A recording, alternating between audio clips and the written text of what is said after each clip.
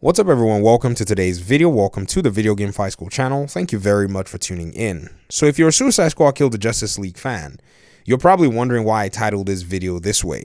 Let me tell you a little story, and I'll probably see maybe you can figure out where it is that I'm coming from and why I say I'm not hyped for Suicide Squad Kill the Justice League. Now, one thing about video games in the last few years that has taught me a lesson is every time I have set expectations, they almost 100% get destroyed. In a sense that if I expect something to be possibly good, it usually does not turn out to be that way. And sometimes if I expect something to be somewhat maybe mid or not good, I end up finding myself where I actually like it. So I've actually put expectations on the back burner.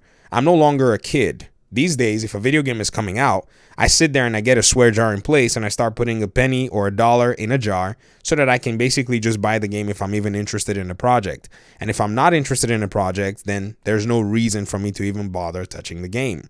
Now, Suicide Squad Kill the Justice League is a game that's coming out very soon, and I know a lot of people are looking forward to the game. But this is one of those things where I can tell you for sure that if you go in with your expectations in any measure being high, you better beware because there's a risk that you may be disappointed. Now, I'll tell you this story because this is a story surrounding a game that I've covered more recently here on my channel, and that is Gotham Knights. Now, for most of you, you already know that this is a game that I actually enjoy, a game that I actually absolutely like.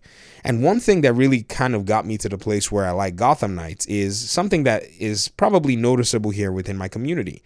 You see, some of my audience members have been talking about how they actually finally played the game, buying it on sale, and they actually like it. So in essence, they're saying that a lot of the reviews did not paint a picture that resonated with them. In fact, one of my audience members even told me and mentioned and said, that they're glad that I'm enjoying the game and making content. And it's so great to see a game that clicks with somebody so hard that you just want to tell everyone about it. Gotham Knights was one of those games that kind of did that for me. But this did not happen overnight because I actually studied almost every facet of this game before release and even pre-release or pre-reveal. And I'll go ahead and kind of chart this particular framework for you guys so that you can see. So when we first saw Gotham Knights, one of the very first things that we saw was 7 minutes of gameplay. The gameplay seemed to have been sliced from the Mr. Freeze mission that you get to play within the game.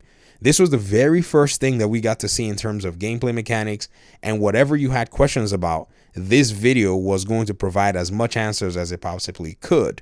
And on seeing this, it basically stirred up a lot more questions about the game than anything else. And this is where I set my expectations to somewhere around 0. That's what I set my expectations at surrounding this game. Because on seeing it, it didn't look like the game that I was possibly expecting it to look like or play like, which was a game like this one here, right? Our favorite Batman game. Instead, it looked like this was another project that was carrying another set of paradigms with it, and it was going to be significantly different. And on seeing that, I said, I'm going in with my expectations set to 0. After all was said and done, and then layering and knowing that this was exactly, or not exactly, basically the game that we were going to be getting by the time it released, it was no longer a question. I mean, you've all played this mission. Remember, it's actually almost close to the original thing. The only difference is that Batgirl is riding in from a bike from a further distance. That's basically the difference. And then maybe some cinematic effects. And I told a lot of people that they cinematized this. I got into so many arguments when I was talking about how this was a splice of the game. You would not believe it. And some people said I was crazy, that this looks better and all that stuff. I said, guys, they just basically changed the lighting and a whole bunch of stuff. But this is the game we're going to get. And as many have played it now, they've come to basically either accept the game for what it is or maybe rejected the game for what it is. Now, the level system was also kind of removed as well, but it is something that exists within the game. The game's framework was already built at that time. Now, what does this have to do with Suicide Squad Kill the Justice League? Come on, VG, you're over here ranting again. My bad, I'm sorry. I thought I'd go ahead and give you guys a few background pertinent aspects. You see, Suicide Squad Kill the Justice League came out, and it does look very different from a game that is set in a universe that is representative of this game right here. This one, you remember this one? Our favorite Batman game. But nonetheless, I think a lot of people may have some kind of an expectation seeing that, okay, maybe because it comes from a familiar source, Rocksteady, the game might have some kind of an element or some elements that they might resonate with. It may or it may not. But here's what I want to go ahead and say. I want to advise that you keep your expectations as low as possible.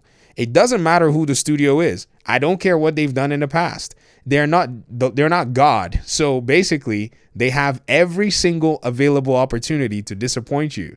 And if you think about it, the biggest disappointment that's actually made a lot of gamers as anxious, I guess that's the thing, the anxiety that's been put in the gaming community lately was actually from a developer that was very well trusted by a lot of the gaming development world.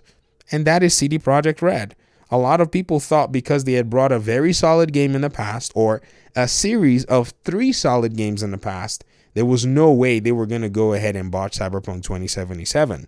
Now, in some contexts, the game did well. It worked. It sold 20 million copies. They got a TV series out of it, which is going to only air for, I think, 1 season or whatever it is.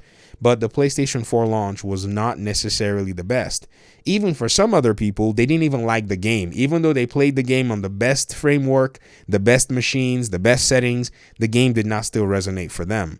I fear that there are people in the Suicide Squad Kill the Justice League boat that may have these expectations that the game may not resonate with on release. But if the expectations are set properly now, early enough, when the game hits, if it does well and you resonate with it, the excitement is actually better. The taste is way better. You will or might be at odds with a lot of people. I've gotten into trouble with a lot of randoms here about Gotham Knights, and even some of you that are my core audience members, you want to smack me in the face because you're just like, what do you see in this game called Gotham Knights? And I tell you guys, it's because I was expecting the game to be 0, and then the game became like a 7, 8, 9. And so I'm shouting, yo, the game is actually not nasty. It's not terrible. And that's pretty much why I'm getting into trouble. But there are a lot of people who were coming in with the mind of this game is possibly going to be a 10, and then realize like, oh crap, the game is not a 10. The game is not what I expected.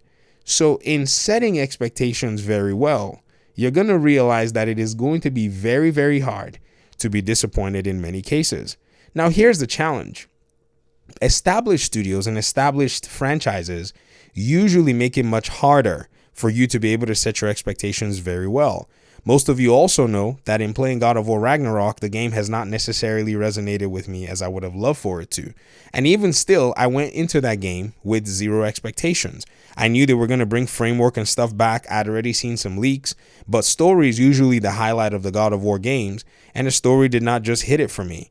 And which is crazy because sometimes even when your expectations are realistic, you still can get disappointed just because of your personal preference. So I would not let that necessarily be the measure of all things, nor anybody else's personal preference be the measure of all things. And this is why I'm going into Suicide Squad Kill the Justice League. As much as I like Rocksteady, as much as their games have pretty much changed my perception of what gaming should be, as much as their games actually was one of the biggest catalysts of me starting out this YouTube channel and pushing all the way through when I had no subscribers, no views, nothing, but still seeing the amount of tenacity this studio had, I'm still at the position where I say I want to keep my expectations realistic. And I call on everyone who's a DC fan to also keep the expectations realistic. Because there's another side to this conversation, and I want to have it here in this video, but I don't necessarily think it's probably going to get as much of a hearing as it probably would if I dedicated a separate video for it. And I'll go ahead and do that maybe in a continuity video of some kind. And I'll talk about the DC video games fan base, and we'll probably go from there. Let me hear your thoughts in the comment section. I really appreciate you guys' time and audience and your support. And yeah, I'm looking forward to the game. I just have no expectations that you can actually do with anything at this moment. And I hope the game blows my expectations out of the water. It probably will, since my expectations are 0. All right. Talk to y'all soon. Peace out.